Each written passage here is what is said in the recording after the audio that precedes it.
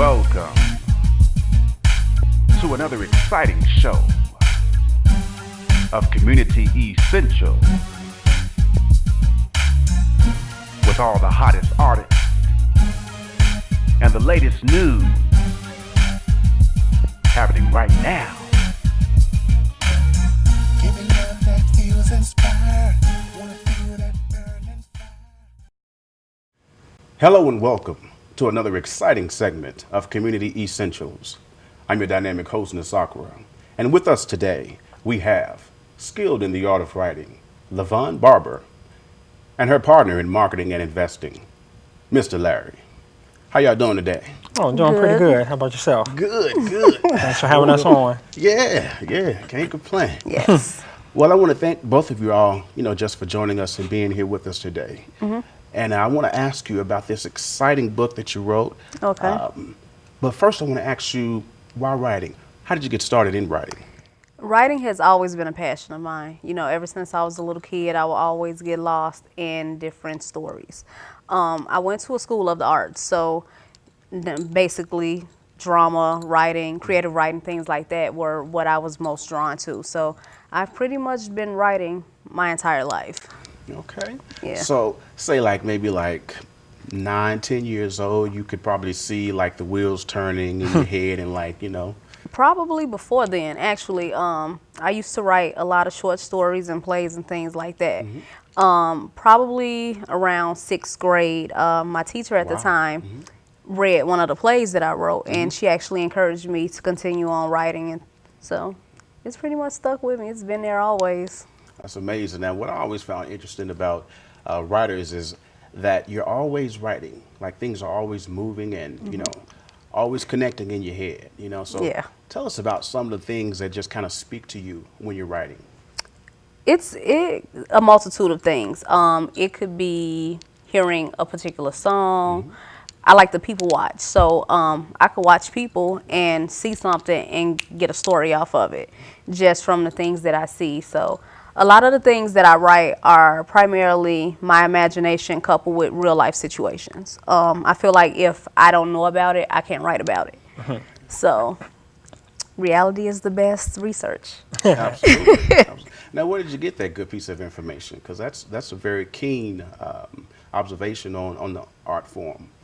Well, just being an avid reader, a lot of stories people have to research by going on the internet or, looking up certain things. My stories are pretty much things that have actually happened to people I know or to myself, so just that, like I said, coupled with my imagination and get the ball rolling. It's not, you have to be courageous when you're doing something like writing. Am I right, Larry? Mm-hmm. Definitely. You got to, say, okay, well, this is how I see things, and this is what I want to, basically say. You have to respect your voice, and you have to have courage to be yourself, and, just trust that, you don't need any permission. You just put it out there. Because you got some, some pretty spicy styles of writing, right? Definitely. Okay. Definitely. Now, tell us about why did you choose the more spicy, more edgier, why is that? Because it was your story or because? Actually, it's not my story. Actually, a couple situations that happened in the book actually happened to two friends of mine, two separate friends. Mm-hmm. But it's something that has not been talked about or touched upon. Mm-hmm. So it's just pretty much putting their story out there. I'm sure there are so many more people just like them that have struggled with the same thing, didn't have anybody they could talk to, or, they didn't have that backing behind them to feel that what they're doing, is okay. Mm-hmm. So just, it's going to help somebody. It's going to entertain them, but it's going to help them at the same time. Absolutely.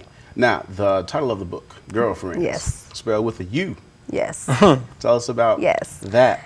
Gurlfriends. Okay, basically, the girlfriends aren't really girls. Okay. It is a story about 3 male friends. All 3 of them are gay. Mm-hmm. 2 of them just so happen to live their lives as women. Okay. So that's the significance in the U versus an I. Oh. So, not to get it confused with just a normal set of girls. They're girls in their own right, but you know, they're not girls at all. Oh, okay. So you got to look deep before you leap, as yeah. Yes. Okay. Yes. And what brought on this particular, this approach to that story? Just I have a fascination, I guess you could say, with men of that lifestyle. Okay. I think they could possibly be the best friend you'd ever have in your life. A lot of entertaining stories, like they are extremely funny. Okay. So just taking conversations and things and putting it together, because these are things where if people, when they read it, like, this couldn't happen for real. Like, I couldn't make this up. Like, this happened for real. So just a funny aspect of it. Okay. Now, I took a look at the book, and your eyes go from the first page, and it's kind of like, pow. It just slaps you like, you in. You pull them in, and you say, we about to take this ride. So I thought that was a nice, bold approach, and also it was well read. Okay. I also wanted to just ask, as far as the characters, do you visually see their behavior, or is this something that played out over a? And I saw their behavior. Okay. I actually envisioned, like, if it was to ever turn into a movie, I know who's playing who. Right. You know. But my favorite character from the book, Peaches. Peaches is loosely based off of my friend Alex, like over the top, just real grand. Okay. And so, like, a tell it like it is type of person, and just funny for absolutely no reason. So I had fun writing this book because I was laughing as I was writing it. Like, people are gonna read this like, what is wrong with this girl? But it was fun. Now, Larry, tell us some of your experiences just working with Le'Vonne.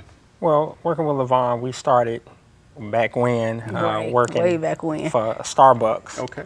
And I didn't really know her like that. She knew my brother well, and then over the time we became good friends. And I didn't know for a long time she was a writer, and until we probably really started connecting, like on Facebook. And then after a while, we go back and forth, talking about different posts. And then she asked me one day, like, let's do this talk show.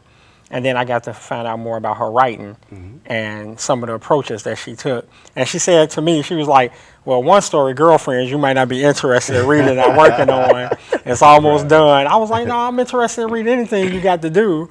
I said, I'm sure, everybody has a story to tell. Right. And the key is to get understanding of people. And, so, I mean, it's been a great experience because she's a talented writer, and she's taken a different approach to a lot of the stories that's being told out there. So Absolutely. And I think that's really interesting that you said everyone has a story. That's a good point that you made. Everyone does have a story, and just basically speaking your own particular perspective allows people to also kind of experience what you see, but kind of like in their own eyes, they may relate to someone they know like that. Right. They may relate to just a story, anything. Right. It's entertaining and it's relatable in some aspects. So I think that's pretty true. cool. Yeah. And so marketing and investing. Well, marketing and investing is a up and down road for me because I never saw myself doing any of this. Okay. I always thought I would be a lawyer or a college professor, mainly because I like to talk. Okay. But as you get older, the talking sometimes decreases. You become more selective, and I kind of got this area kind of chose me because I felt like I was a good manager, a good people person. So it kind of just went that route more so, and a lot of it is mostly marketing with a little investing here and there. So starting in entertainment, promotions, doing things like that on the music side of it in this crazy Chicago market. Yeah. But looking to go into other areas as far as community development, urban planning, urban gardening, things of that nature, agriculture. So a lot of stuff that we're not really touching on in our community. Okay. Yeah. I think that's excellent to have such a wide range of things that you can touch with that type of support in marketing and networking and everything like that. So Right. It's going to be a lot of fun having them work side by side with you. Huh? Definitely. Right. I'm learning a lot. That's amazing. Now, you also have Blog Talk Radio. Yes. Okay. Yes. Now, tell us about The Mirror. The Mirror. You want? Well, the mirror is a different approach on what's out there. Okay.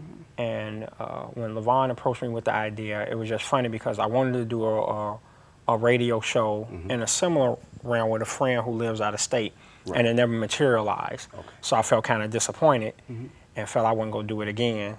And she was doing the show before already, and she wanted to take a different approach. Right. So one thing we talked about was that a lot of these shows are always giving advice on what people should do. Right. And with the mirror is exactly what it is, a reflection. So if we give insight, it's not for you to necessarily take it and run with, but evaluate where you at that moment, whether it's good or bad. And if you don't like it, you need to change it. And if it's something that could be detrimental, even if you do like it, understand why people don't like that type of behavior. So it's really more of a self-reflective, introspective show, not buy my book or do it this way or think a certain type of way, but wherever you at, respect the process. Right. You know, so that, I mean, that's what the mirror is, in my opinion. Okay. You know. Okay. And your take on the mirror? The mirror is something. It actually, in my opinion, has surpassed what I thought we can do with it or where we can go with it.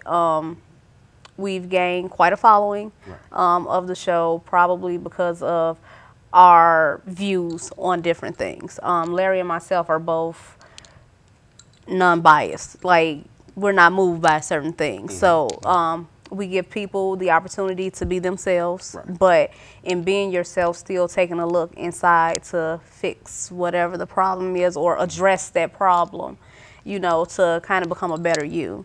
So the mirror is something else. Absolutely. Now, there's a large demand for young men and women like yourself who are in the developmental process with projects such as The Mirror.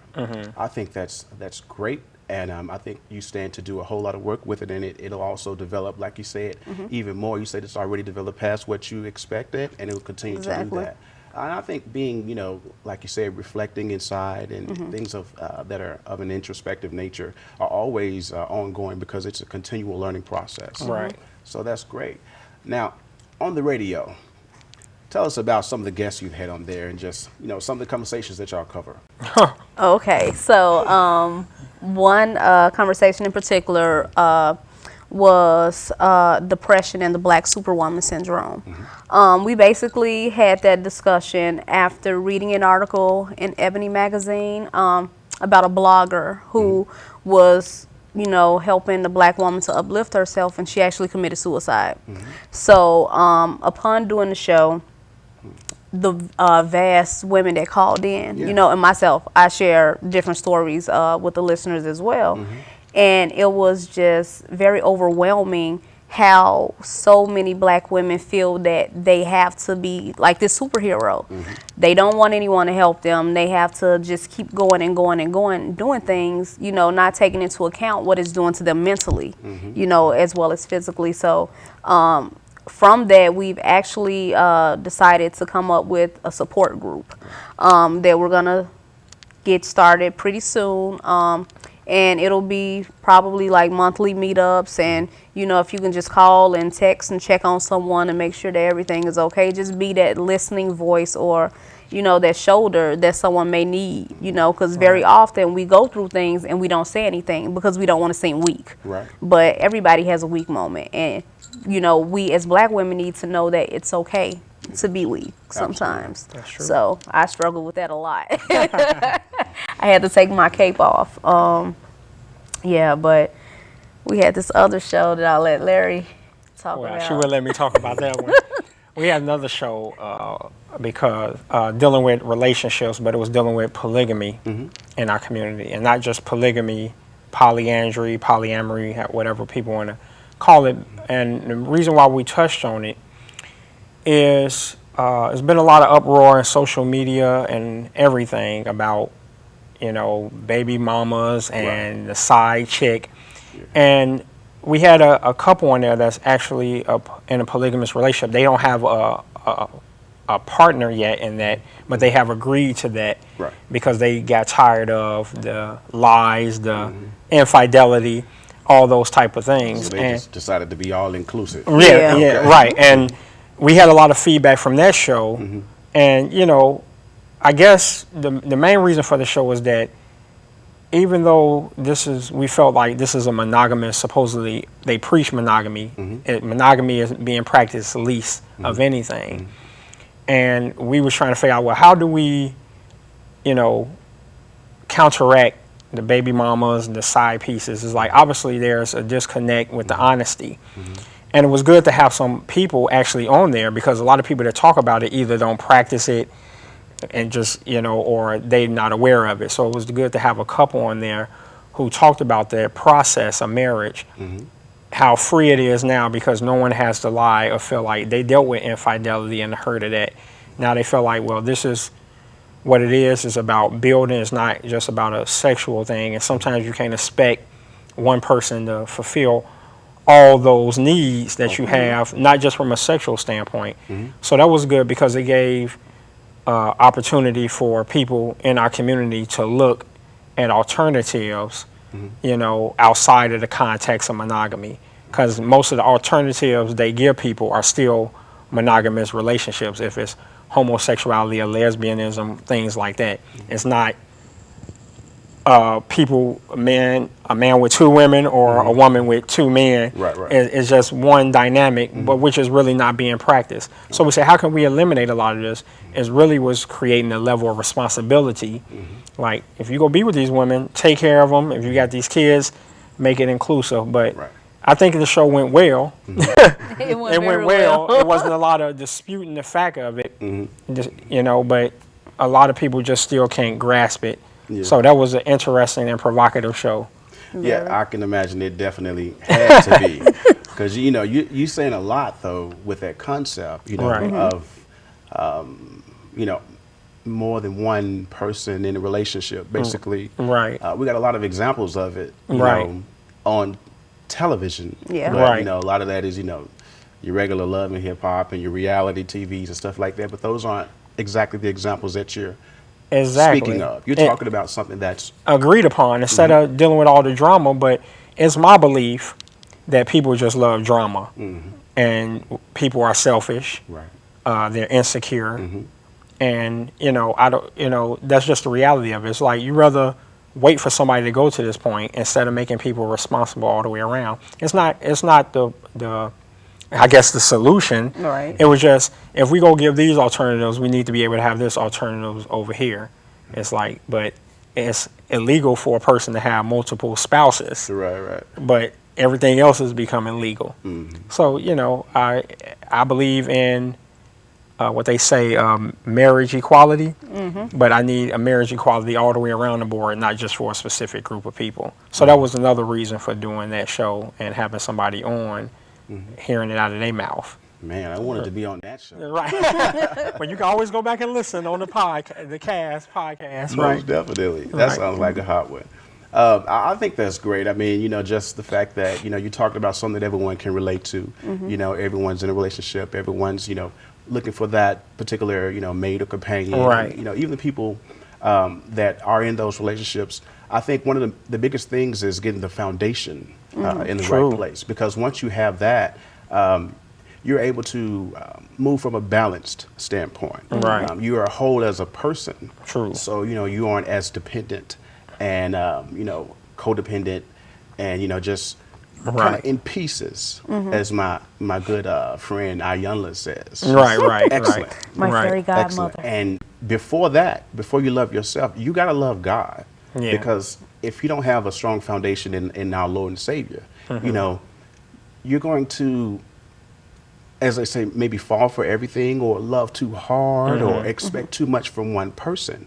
And, you know, that's not to place any judgment on anyone as far as where they are in the relationship. Right. It's just when you're talking about this developmental phase and everything, you're really looking at some of the most classic and basic rules of relationships. You know, Definitely. it is what it is. Tell me about, you know, some more of your topics and some more things that you're writing about. next week's show, actually, we are gonna discuss our black parents failing their children, and basically, this topic came about because of all the crime that's taking place. You know, so Love y'all many. topics. I'm sorry. These are great topics. Yeah, so many of our black children are dying every day. You know, there was a time where you buried your parents, not the other way around. Right. So with just the constant homicides and things taking place, where are we failing our children here? I have my reasoning on why things are the way they are right now, but at some point you have to stand up and be accountable. Right. That's your child. Why is your child like this? Was it something that you didn't give to this child? Is it something that they're lacking that you maybe need to try to give? What could you have done differently to prevent this? Right. And oftentimes it's not always the parent, but at the end of the day, these kids are learning this stuff from somewhere. Right. So just have to be more aware of your children. Most definitely. It's a cycle. Sometimes, the parents didn't have exactly the best examples. And that's not to make any excuse for either the parents or the children, because everyone has, their gift and their responsibility, as Larry mentioned earlier. Right. And they have their duty to grow and reach their full potential. Right. And, they have a lot of resources to do it. And sometimes they don't, honestly, let's be real, they don't always have all the resources. They need. don't. Right. But not spending your life placing blame on something that's in the past that you can't change going forward. That's a big step in, being productive from that point forward. Right. Right. So I think that, again, that's a great topic. And that's a topic that you really never finish covering, because, again, in the developmental process, this is a growing and learning process for everyone. Right. There are a lot of parents that are doing way more than their share. And there are young men and women like yourself who are creating projects for the developmental process that are doing a great job, and we need more like you. Yeah. Right. So I think that there are a lot that are doing, but those who aren't doing, I think that it's important to have these programs like this to kind of break it down and just look at what it is that needs to be changed or looked at and, just worked on to get it where it should be. Definitely. Tell me about maybe some testing, because it's like so many different, I'm like, okay, I want to ask this, I want to ask that, I want to ask, so many different angles that you can look at the men being the women, you say? Because you went past that. I guess it is a lot of angles. Right.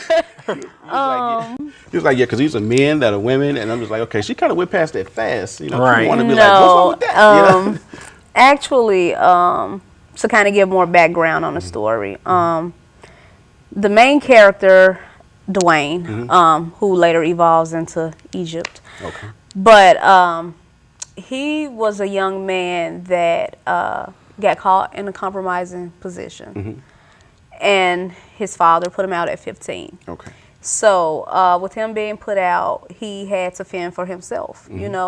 How many 15-year-olds do you know that could go out and get a job and get an apartment? They can't. Okay. So he, after being beat up and left for dead, Peaches, my favorite character, found him behind her house. Behind her house, bloodied and bruised, kind of took him in as her own. And, she pretty much helped him to develop into Egypt. Together, Terry, Peaches, and Egypt, they did a lot of crime, things that are frowned upon. But in the midst of doing all of that, they were all searching for themselves, trying to find themselves. Egypt really dealt with wanting to be loved so badly. She felt as though she was thrown away. I don't have my mother, I don't have my father, I don't have my sister. But a situation occurred where she actually ran into the person that stole her heart from the beginning. Found out, her dad died, and, so it was like a whirlwind of things started to occur to help her develop into who she was supposed to be, you know, get her relationship back on track with her family and things of that nature. You know, mom was still, you know, I don't like this, you're not supposed to be doing that, but it was all just to be accepted for who he was. Okay. Well, who she was. Well, I mean, that's an interesting plot, though, and an interesting story. The main thing, most people doing a lot of different things, but the bottom line is they're wanting to be accepted. Yes. So I think that's, you know, a lot of things can come from that start and telling that particular story.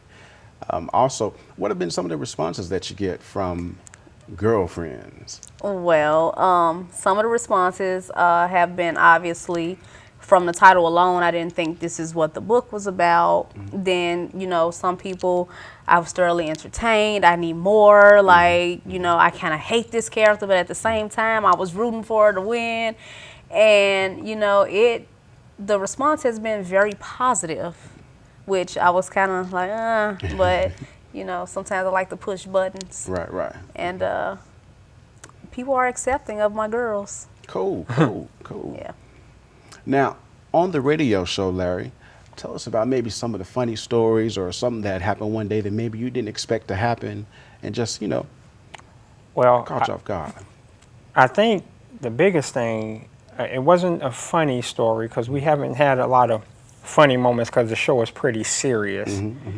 I think what I was most impressed by was the women calling in for the depression and the Black Superwoman syndrome, and how they were so willing to share. And from that, they came up with the idea at that moment, you know, and to organize a group of support. It was like a show where I really was able to sit back and not say too much and just listen. And I think the biggest thing is I was just encouraging the men more so than anything, because it was kind of like listening to the women. As a man, I brought this up on the show that some of us feel the same way. Right. But we're so trained to do it, we don't really know if we're in a state of depression.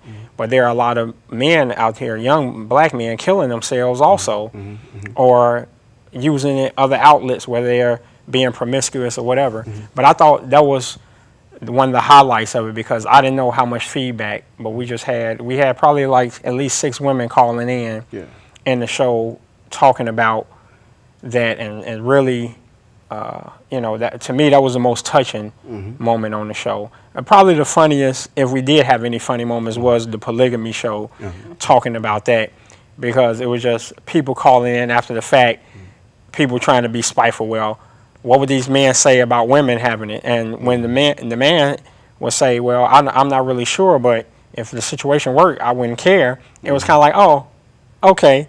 Then there's nothing to say. It's like, you know, a lot of times you know, it was funny because a lot of times we try so hard to go against what's being said to prove a point, and then we wind up looking foolish. And so it's just really about being accepting of what's being the topic at hand, not being deflectionary like we tend to do a lot of times. We're talking about women, let's deal with the women. We're talking about polygamy, let's deal with that. Because the reality of it is, if it's going to go that route, it's mostly men dealing with other women, not the other way around. You know? Absolutely. Right. Absolutely. And that's amazing that, you know, just having that particular radio show that you can get some spontaneous, like you said, you weren't expecting the way it just kind of lifted off and kind of took its own, you know, steam, you know, with the topics. And we're about to close, but I can talk to you guys all day, especially about this topic. I have to ask you very quickly, what are your projects coming up, and what are you looking to do next? Actually, Gurlfriends has turned into a trilogy. It was supposed to be one book, but because of the support and people wanting to know more about them, there will be 2 more parts. And continuing to have your support with the project. Of course. That's we're trying to get her out there, especially with the mirror shows like these, you know, because being an artist, you know, an author is hard. So Definitely. you know, got to put her out there on the forefront, you know. Absolutely. It's a tireless work, and I want to congratulate the both of you. And I want to thank the both of you for being here today. Thank you for having appreciate me. you and all your work, and I look forward to hearing more from you, the both of you. And we want to thank you for watching right here on Community Essentials. It's been a great show with Le'Vonne and Larry. Always make sure you express yourself and respect and trust your voice. We're glad you joined us today, and we'll be back for another exciting segment right here on Community Essentials, where we always bring the exciting community news to you.